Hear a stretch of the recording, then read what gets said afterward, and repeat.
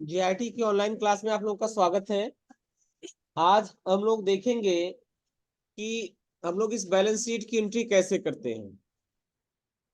ध्यान से देखिए, ये बैलेंस शीट आप लोगों के नोट्स में दिया गया होगा। इसी तरीके का बैलेंस शीट आपको मिलेगा अगर आप टैली पर कहीं भी वर्क करेंगे तब।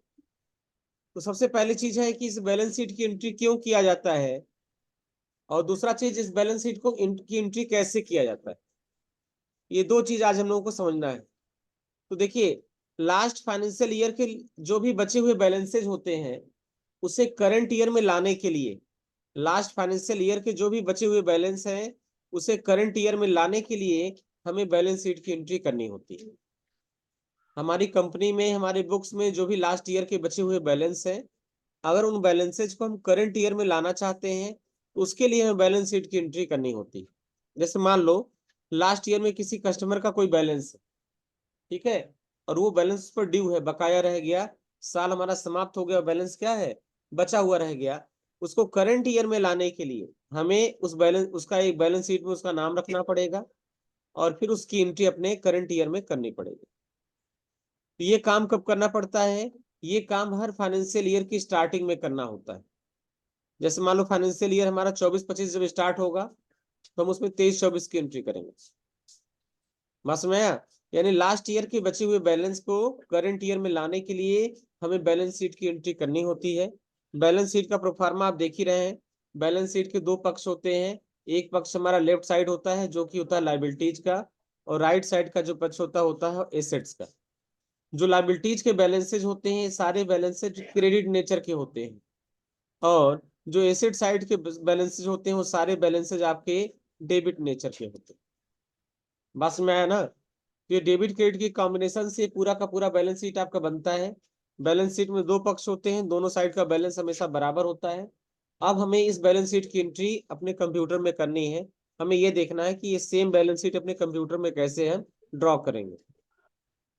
अच्छा, जो एंट्री आपने पहले से कर चुकी है, कर रखा है, वो सब आपको यहाँ पे दिखाई देगा।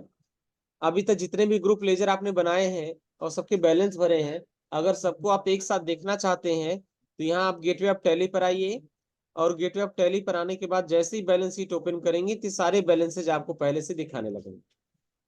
अब अगर यहाँ पर हम कीबोर्ड से अल्ट F1 बटन प्रेस करें तो ये सबके बैलेंसेज दिखाएंगे। तो जो लेजर आपने बना चुके हैं उनको दोबारा बनाने की जरूरत नहीं है, जो लेजर नहीं बनाए उन्हें आपको बनाना है। जैसे देखिए, आपने प्रोप्राइटर कैपिटल का बना चुका है, बनाया ना? प्रोप्राइटर कैपिटल का 10,12,000 रुपए, तो ये लेजर आपने बना दिया, इसलिए इसको बनाने की जरूरत नहीं है। इसको हम ट्रिक लगा दे रहे हैं कि ये बन चुका है। ठीक। दूसरा चीज ये है सिक्योर्ड लोन। ये आपका 6,75,000 रुपए का सिक्योर्ड लोन है, ये भी आपने बना रखा है। सिक्योर्ड लोन में 675, ये भी आपका बन चुका है, तो इसको भी दोबारा बनाने की जरूरत नहीं है। उसके बाद तीसरा आपने बना रखा है संडी क्रेडिटर का बैलेंस। तो संडी क्रेडिटर पे इंटर करिए। ये तीन लेजर्स आपने बनाए थे, कंप्यूटर केयर सिस्टम, हॉरिजन और सिल्वर प्लस। ये तीनों को बनाने की जरूरत नहीं है। एक, दो और तीन, ये पहले से ही बना चुके हैं। बात समझ में आया? बस हॉरिजन का बैलेंस यहाँ पे चेंज है। हॉरिजन का बैलेंस है 15,480, ठीक है, और यहाँ बैलेंस शीट में दे रखा है 13,680। इसे चेंज करके आप यहाँ पे लिख लीजिए 15,480। ये थोड़ा सा मिस्टेक, 15,480 रुपए, ये बैलेंसेज आपको यहाँ पे दे देना है। उसके बाद अगर बैलेंस शीट में देखेंगे, स्केप से वापस आएंगे, वापस आने के बाद बैलेंस शीट में देखेंगे तो यहाँ आपने लैंड और बिल्डिंग का बैलेंस दे रखा है कितना, 4,50,000। ये आपका बैलेंस हो गया लैंड बिल्डिंग का 4,50,000। ठीक है, ये भी आपने ऑलरेडी बना रखा है। ये आपका क्लोजिंग स्टॉक दे रखा है 5,000 का। ये आपकी बैलेंस शीट में भी कहीं दिया नहीं गया है कि 5,000 का क्लोजिंग स्टॉक है, इसलिए हम कंट्रोल इंटर करेंगे और इसको अल्ट डी से डिलीट कर देंगे। ये हमने बताया था आपको सिर्फ समझाने के लिए। तो ये सारे लेजर्स आपके पहले से बन चुके हैं, यानी सप्लायर के 3 लेजर आपने सन्नी क्रेडिटर के बना दिए हैं, 3 लेजर सन्नी क्रेडिटर का बना रखा है। एक आपने सिक्योर लोन का बना रखा है 4, एक प्रोप्राइटर कैपिटल का बना रखा है 5 और एक इधर बना रखा है 6। 6 लेजर्स आप पहले से बना चुके हैं, इसलिए इन 6 लेजर्स को बनाने की जरूरत नहीं है। तो 3 ये हो गए, ये चौथा हो गया, ये पांचवा हो गया और ये छठा हो गया। बात समझ में आ रहा ना? तो इनको आपको बनाने की जरूरत नहीं है। बाकी जो लेजर्स बचे हुए हैं आपको उनको बनाना है। बात समझ में आ रहा है ना? बाकी जो लेजर्स बचे हैं आपको उनको क्रिएट करना है। तो इस तरह के बैलेंस शीट अगर आपको मिल रहा है और आपको एंट्री करना है, इसका सबसे बेटर तरीका है आप गेटवे ऑफ टैली पर वापस आ जाइए। वापस आने के बाद आप आ जाइए चार्ट ऑफ अकाउंट्स पर, और चार्ट ऑफ अकाउंट्स पे आने के बाद आप आ जाइए लेजर्स पर। लेजर्स पर आने के बाद यहाँ पे एक ऑप्शन मिलेगा आपको मल्टी मास्टर का। मल्टी मास्टर पर आ जाइए और यहाँ पे आ जाइए मल्टी क्रिएट में। सबसे बेटर तरीका है। अगेन रिपीट करके मैं आपको बता रहा हूँ, आप जब कंपनी ओपन करते हैं तो गेटवे ऑफ टैली पर होते हैं। यहाँ से आपको चार्ट ऑफ अकाउंट्स पर जाना है, लेजर्स पर जाना है, मल्टी मास्टर पर जाना है, मल्टी क्रिएट पर जाना है, और यहाँ आपको एक एक करके सारे लेजर्स बनाने हैं। तो यहाँ पे आपको देना है name of ledger. Name of ledger, तो पहला जो लेजर है वो आपका है लोन फ्रॉम बजाज फाइनेंस। इसको हम करेंगे कॉपी, एंड कॉपी करके हम यहाँ पे कर देंगे पेस्ट। बात समझ में आ रहा ना? और यह एक प्रकार का अनसिक्योर्ड लोन है, तो हम यहाँ सेलेक्ट कर लेंगे अनसिक्योर्ड लोन। इसका बैलेंस है 2,50,000। ये बैलेंस हो जाएगा 2,50,000। बात समझ में आया? ये हो गया अनसिक्योर्ड लोन 2,50,000 का। उसके बाद ये लेजर तो आपने पहले बना रखा है, एक्सिस बैंक वाला, और स्क्रॉल करते हुए नीचे आइए। अब है OD account at SBI bank. इस लेजर को आपको बनाना है, इसका बैलेंस है 3,25,000 रुपए। इसको भी आप यहाँ पे क्रिएट कर लेंगे, और ये आपका चला जाएगा बैंक ओडी अकाउंट के भीतर। इसका ग्रुप है बैंक ओडी अकाउंट, और इसका बैलेंस हो जाएगा 3,25,000।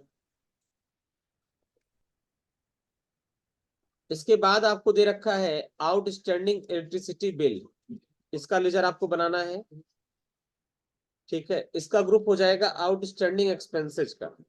ये ग्रुप आपने कल ही बनाया था, आउटस्टैंडिंग एक्सपेंसेस का, और इसका बैलेंस हो जाएगा 1,11,000। 1,11,000।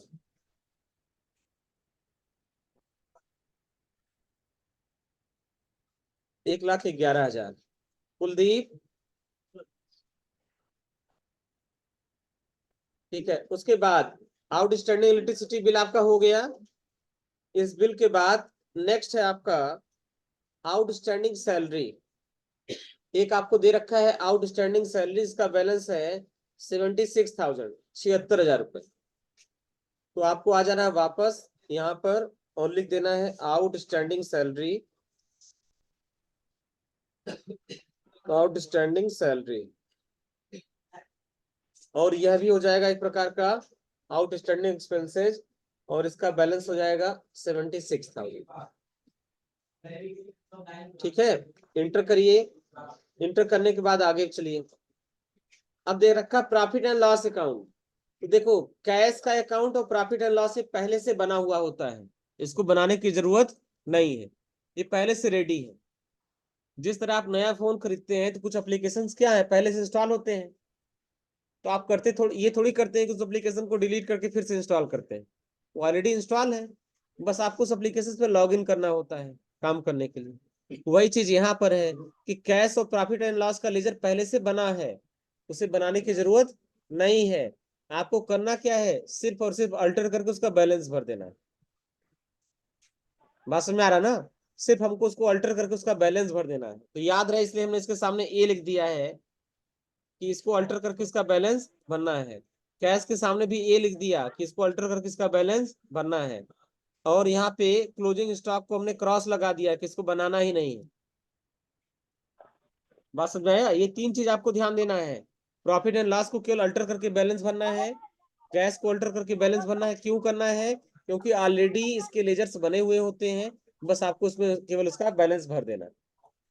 क्लोजिंग स्टॉक नहीं बनाना है। क्यों नहीं बनाना है? क्योंकि आपको सिर्फ कंपनी में ये बताया जा रहा है कि हमारे पास 3,20,000 का स्टॉक है, लेकिन उस 3,20,000 के स्टॉक में कौन कौन से आइटम है, उनका रेट क्या है, उनकी क्वांटिटी क्या, ये इन्फॉर्मेशन नहीं दिया गया। जैसे मान लो अगर हमारी कोई कंप्यूटर की दुकान है और बैलेंस शीट में सिर्फ इतना लिखा है कि हमारे पास 3,20,000 का स्टॉक है, लेकिन ये नहीं बताया जा रहा है कि उसमें कितने कीबोर्ड है, कितने माउस है, कितने सीपीयू है, कितने मॉनिटर है, कितने प्रोजेक्टर है। ये सारी की इंफॉर्मेशन नहीं है, बस एक समरी बता दिया गया कि क्लोजिंग स्टॉक आपके पास इतना है। तो जब इसका डिटेल हमको मिलेगा 3,20,000 में क्या क्या है, कौन से आइटम है, उनकी क्वांटिटी क्या है, रेट क्या है, तब हम वहां पर एंट्री करेंगे। अभी इसके बारे में कोई इंफॉर्मेशन हमको नहीं पता है। बात समझ में आया? इसलिए इसकी एंट्री अभी हम क्या करेंगे, नहीं करेंगे। तो प्रॉफिट एंड लॉस को बाद में मल्टर करेंगे। अब चलते हैं सेकंड साइड में, एसेट्स के साइड में। एसेट में जो सबसे पहला लेजर है वो फर्नीचर एंड फिक्चर्स का है, तो ये हमको बनाना पड़ेगा। तो हम लोग क्या करेंगे, ऐसा नहीं कि यहाँ तक बन गया अब इसको सेव करके फिर आगे जाना, नहीं, इसी के नीचे आप बनाते रहिए। तो अब नेक्स्ट अकाउंट आपको बनाना है फर्नीचर एंड फिक्चर्स का। हम यहाँ इसको सेलेक्ट कर ले रहे हैं, सेलेक्ट करके हम वापस आ जाएंगे। ठीक है, इसका ग्रुप हो जाएगा फिक्स एसेट्स। ग्रुप बहुत ध्यान से सेलेक्ट करना है, ग्रुप हो जाएगा फिक्स एसेट्स और इसका बैलेंस हो जाएगा 5,50,000।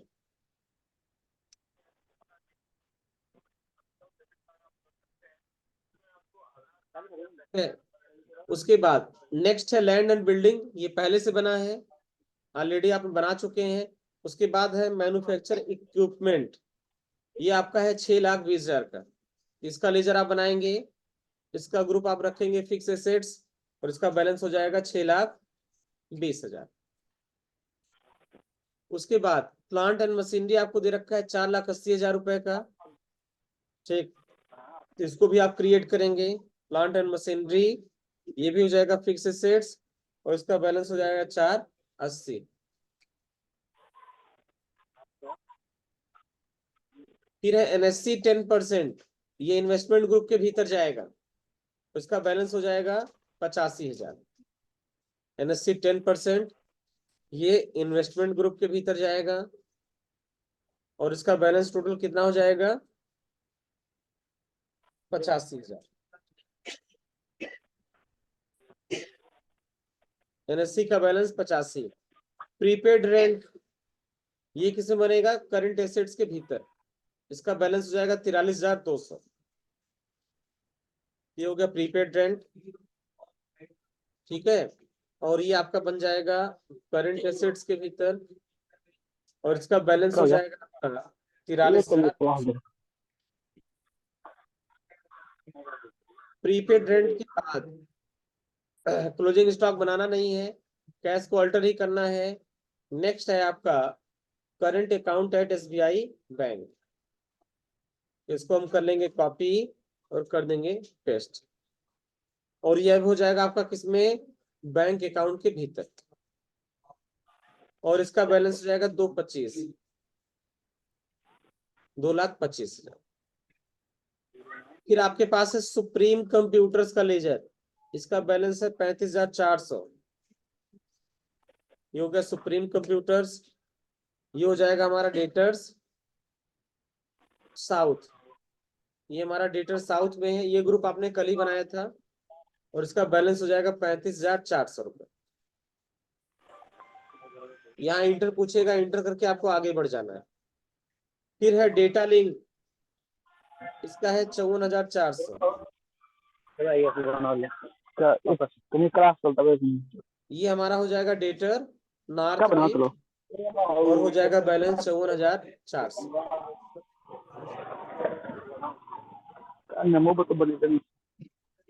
किसी का क्वेश्चन आया, सर क्लोजिंग स्टॉक मींस क्या होता है? ठीक है, देखिए क्लोजिंग स्टॉक का मतलब लास्ट फाइनेंशियल ईयर का बचा हुआ स्टॉक। पिछले साल के अंत में 31 मार्च में, ऐसा तो होगा नहीं कि 31 मार्च तक हमारे सारे स्टॉक का सेल हो जाए। अगर हमारा कोई बिजनेस है या कोई दुकान है तो ऐसा तो होगा नहीं कि 31 मार्च तक सब कुछ सेल हो गया एकदम दुकान खाली, ऐसा तो होगा नहीं ना। कुछ ना कुछ स्टॉक बचेगा ना लास्ट ईयर का। तो लास्ट ईयर का जो बचा हुआ स्टॉक है वो उसी साल के लिए क्लोजिंग स्टॉक है, और वही इस साल के लिए ओपनिंग स्टॉक हो जाएगा। तो क्लोजिंग स्टॉक का मतलब लास्ट फाइनेंशियल ईयर का बचा हुआ स्टॉक। लास्ट फाइनेंशियल ईयर का बचा हुआ स्टॉक ही क्लोजिंग स्टॉक कहलाता है। पिछले साल 31 मार्च की डेट में जितने स्टॉक हमारे बचे रह गए, जो अनसोल्ड हैं, जो सेल नहीं हुए हैं, वही हमारे क्या है, वही हमारे क्लोजिंग स्टॉक। उसके बाद नेक्स्ट हमारा है स्पेक्ट्रम कंप्यूटर्स का, और इसका बैलेंस है 62,000 रुपए। हम इसको कर लेंगे कॉपी, एंड कॉपी करके यहाँ पे कर देंगे पेस्ट। और इसका बैलेंस हो जाएगा, ये भी हो जाएगा डेटर नॉर्थ के भीतर, और इसका बैलेंस हो जाएगा हमारा 62,000।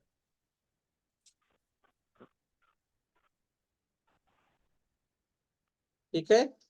ये सब कुछ होने के बाद आपको यहां से कर लेना है एक्सेप्ट। देखिए जितने भी ग्रुप ऐसे थे जो आपके करंट लाइबिलिटीज के थे, देखिए उनका balance by default credit credit credit दिखा रहा है, दिख रहा ना। और जितने ग्रुप ऐसे हैं जो एसेट साइड के हैं, उनके सारे बैलेंस आपको डेबिट में दिख रहे हैं। बात समझाया?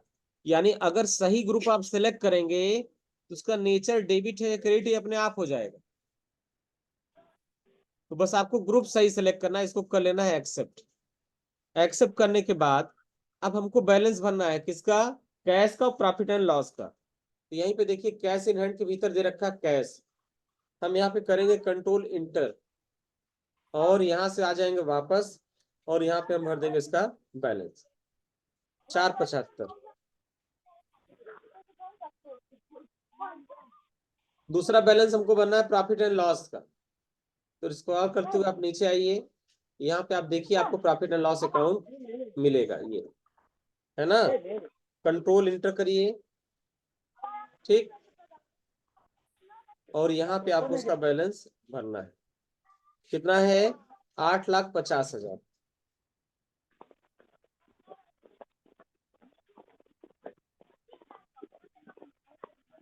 8,50,000, इसको कर लिया एक्सेप्ट। स्केप से वापस चलिए। वापस आने के बाद जब सारा एंट्री आपका हो गया तो वापस आ जाइए बैलेंस शीट में, ऑल्ट के साथ F1 बटन प्रेस करिए। अब इस बैलेंस शीट को एक बार चेक कर लीजिए। अब अगर आप ध्यान देंगे तो इस बैलेंस शीट में जो लाइबिलिटीज है इसका टोटल देखो दिख रहा है 34 लाख रुपए, और यहाँ एसेट साइड जो है इसका भी आप टोटल देखेंगे तो यहाँ पे 34 लाख रुपए दिखेगा। बस में आ रहा ना। पूरी एंट्री करने के बाद बैलेंस शीट को ओपन करेंगे, अल्ट F1 से डिटेल ओपन करेंगे। डिटेल में ओपन करने के बाद आप देखेंगे तो करंट लाइबिलिटीज का साइड का भी, लाइबिलिटी साइड का बैलेंस 34 दिखाएगा, और यहाँ एसेट साइड में बैलेंस कितना दिखाएगा, 34। तो अगर ये दोनों साइड में आपका बैलेंस 34 34 आ जा रहा है, अगर ये दोनों साइड का बैलेंस आपका 34 34 आ जा रहा है, तो तीसरा चीज आपको चेक करना है, ये 3,20,000 रुपए का डिफरेंस आपका आना चाहिए। ये डिफरेंस इसलिए आ रहा है क्योंकि अभी हमने क्लोजिंग स्टॉक की कोई भी एंट्री नहीं की। जब क्लोजिंग स्टॉक की एंट्री कर देंगे तो बैलेंस शिफ्ट हो जाएगा यहाँ पर, और यहाँ शिफ्ट होने के बाद ये बैलेंस शीट पूरी तरीके से बराबर हो जाएगी। बात समझ में आ रहा ना। तो अभी कोई एंट्री नहीं दिख रही है, इसलिए ऐसा बैलेंसेज आपको दिख रहे हैं। तो एंट्री करने के बाद आपको यही तरीके से चेक करना है, आपके एसेट्स में टोटल आना चाहिए 34, लाइबिलिटी साइड में टोटल आना चाहिए 34, और डिफरेंस आपका आना चाहिए 3,20। अगर इतना आ रहा है तो समझिए आपकी एंट्री सही। अगर गलती से भी कोई लेजर का आपने ग्रुप गलत कर दिया, ध्यान दीजिए, अगर गलती से भी किसी लेजर का आपने ग्रुप गलत कर दिया, जैसे मान लो ये फर्नीचर एंड फिक्चर्स है, ये कायदे से फिक्स एसेट के भीतर होना चाहिए, फिक्स एसेट में होना चाहिए ना। और आपने क्या किया, आपने गलती से जो इसका ग्रुप था वो ग्रुप आपने कुछ और कर दिया। क्या कर दिया, करंट लाइबिलिटी में रख दिया। गलती से, होना चाहिए था फिक्स एसेट में, आपने रख दिया करंट लाइबिलिटीज में, और कंट्रोल एस इसको सेव कर दिया। अब देखो आपका बैलेंस शीट चेंज हो गया, अब बैलेंस शीट 31,12,000 रुपए का हो गया। बात समझ में आ रहा ना। तो अगर लेजर का ग्रुप आप गलत करेंगे तो भी ये बैलेंस गड़बड़ हो जाएंगे। हाँ दोनों साइड इक्वल दिखा रहा है, क्योंकि ये टैली का, इस सॉफ्टवेयर का ही एक वो है, प्रिंसिपल है, ये दोनों साइड को ऑटोमेटिक को बराबर कर देगा। ठीक है, लेकिन अमाउंट उतना नहीं आएगा जितना अमाउंट आना चाहिए आप। तो आपको ध्यान ये देना है कि जो भी लेजर्स हैं उनका ग्रुप सही हो।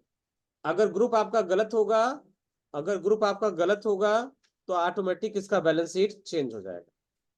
अच्छा, किसी लेजर में कुछ गलती है, कहीं स्पेलिंग गलती हो गई, अमाउंट गलत हो गया, ग्रुप गलत हो गया, तो आप उस लेजर पर जाइए और जाने के बाद कंट्रोल के साथ इंटर बटन दबाइए, तो ये लेजर हमारा अल्टर मोड में ओपन हो जाएगा।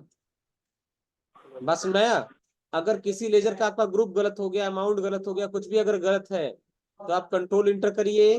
कंट्रोल इंटर करने के बाद ये अल्टर मोड में ओपन हो जाएगा, और ओपन होने के बाद उसका जो भी ग्रुप सही ग्रुप है, आप उस सही ग्रुप में यहाँ से रख दीजिए, कंट्रोल ए से सेव कर दीजिए। इसको मैचिंग करना पड़ेगा आपको। देखिए, बैलेंस शीट ओपन करिए, यहाँ पे देखिए आपके फिक्स एसेट में 4 पार्ट हैं, furniture, fixtures, land, building, manufacturing and plant. और यहाँ पे भी देखिए फिक्स एसेट में 4 चीजें दिख रही हैं, furnitures, land, building, manufacturing and plant and machine. तो यहाँ से आप ग्रुप मैचिंग करा लेंगे। बस में आया ना? यहाँ से आप चेक कर लेंगे कि आपका ग्रुप सही है या गलत। ग्रुप गलत होगा तो बैलेंस आपका गड़बड़ हो जाएगा। इन्वेस्टमेंट में देखो केवल एनएससी है, यहाँ पर भी देखिए इन्वेस्टमेंट के भीतर केवल एक है एनएससी। करंट एसेट्स में आपके देखेंगे तो ये सारी चीजें हैं, ठीक है। इसको आप मिला लेंगे, सब करंट एसेट्स में है कि नहीं, प्रीपेड रेंट है, क्लोजिंग स्टॉक है, कैश है, एसबीआई करंट अकाउंट है, ये सब करंट एसेट्स का पार्ट है। बात समझ में आ रहा ना? इस तरीके से हम एक एक ग्रुप और एक एक लेजर को चेक कर लेंगे। बहुत सारी स्कीम्स बना दी गई हैं, लोग प्रॉफिट कमाने के लिए अपने पैसे को म्यूचुअल फंड में लगाते हैं, एसआईपीज ओपन करते हैं। तो इस तरह के पहले व्यवस्था नहीं था। तो पहले जिसके पास अधिक पैसा होता था वह गवर्नमेंट की किसी स्कीम में पैसा जमा कर देता था। तो सरकार ने पोस्ट ऑफिस के माध्यम से और सरकारी बैंकों के माध्यम से एक स्कीम निकाला था, उसको बोला गया था नेशनल सेविंग स्कीम। और लोग उसमें अपना पैसा जमा करते रहते थे, जमा करते रहते थे। उसी को बोलते हैं एनएससी, नेशनल सेविंग स्कीम। बात समझ में आया ना? ये भी एफडी की तरह होता था कि 5 लाख रुपए एनएससी में हमने जमा कर दिया, अभी 5 लाख रुपए हमारा क्या है, सेफ। वो 5 साल के लिए 5 लाख रुपए हमारा सेफ है। उसमें उसमें हमें इंटरेस्ट ज्यादा मिलता था। जैसे नॉर्मल सेविंग अकाउंट में देखिए तो लगभग 4% इंटरेस्ट आपको मिलता है साल का। यानी 100 रुपया बैंक में जमा किए रहेंगे, पूरे साल जमा किए रहेंगे, तो साल के अंत में 104 रुपये हो जाएगा। ठीक है, उसी तरह एनएससी चलता था, इस पे 10% इंटरेस्ट मिलता था, इसलिए एनएससी 10% लिखा है। और कोई चीज ना समझ में आ रही तो पूछ लीजिए। क्या चीज? कैसे पता करेंगे कि डिजिटल साउथ वाली डिजिटल नॉर्थ है? देखो इस बैलेंस शीट में तो दे रखा है, ये क्लासिफिकेशन करना कोई जरूरी नहीं है।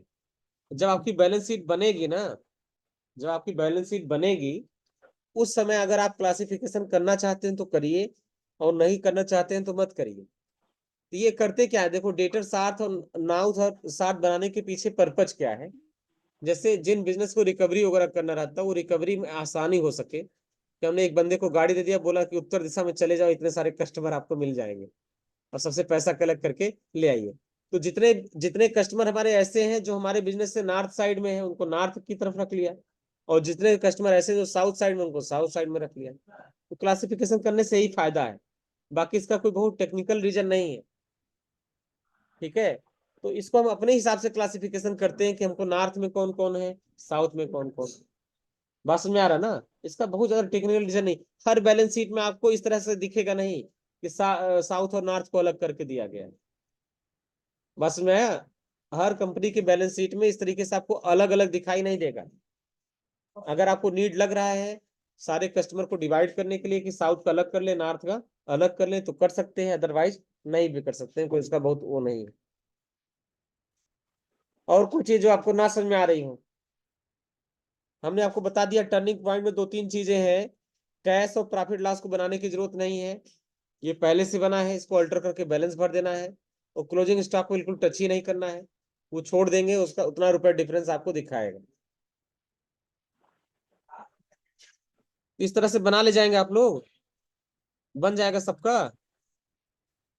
इसको एक बार आप लोग ट्राई करिए। सबसे बेटर रहेगा कि आप क्या करिए, आप जो है मल्टीपल मोड में ओपन करिए, एक साथ मल्टीपल लेजर जैसे बनाते हैं उस तरीके से बनाइए। आपको सीधे चले जाइए चार्ट ऑफ अकाउंट्स में, चार्ट ऑफ अकाउंट्स में जाने के बाद लेजर में आ जाइए, मल्टी मास्टर में आ जाइए, और मल्टी मास्टर में आने के बाद यहाँ से आ गए चार्ट ऑफ अकाउंट्स में, लेजर में, लेजर में मल्टी मास्टर और मल्टी क्रिएट। जो 6 लेजर आप पहले से बना चुके हैं उनको दोबारा बनाने की जरूरत नहीं है, जो बचे हुए लेजर हैं फिर उन्हें बनाना है। बात समझ में आ रहा ना, जो पहले से लेजर बना ली उन्हें नहीं बनाना है, बाकी बचे हुए लेजर से बनाना है। 2 लेजर को अल्टर करके बैलेंस भर देना है, फिर एक बार सबको चेक कर लेना है कि हमारा बराबर आ रहा है या नहीं। ठीक है, तो हो जाएगा एंट्री ना इस तरीके से। तो आज इसको ट्राई करिए, कहीं कोई दिक्कत आएगा लैब में सर लोग हैं आप लोगों से पूछ लीजिए, फिर भी नहीं समझ में आएगा तो क्लास में एक बार पूछ लीजिएगा, बता दिया जाएगा। क्या चीज? उसमें कुछ ग्राहक हमारा ऊपर से यूरोप के ले जाते हैं, टीडीएस भी करता है, जीएसटी भी, और कुछ अमाउंट देता है, कुछ होल्ड करके देता है। 100% में कभी 30% रिलीज किया है, 70% किया है, 10% किया, उसका एंट्री।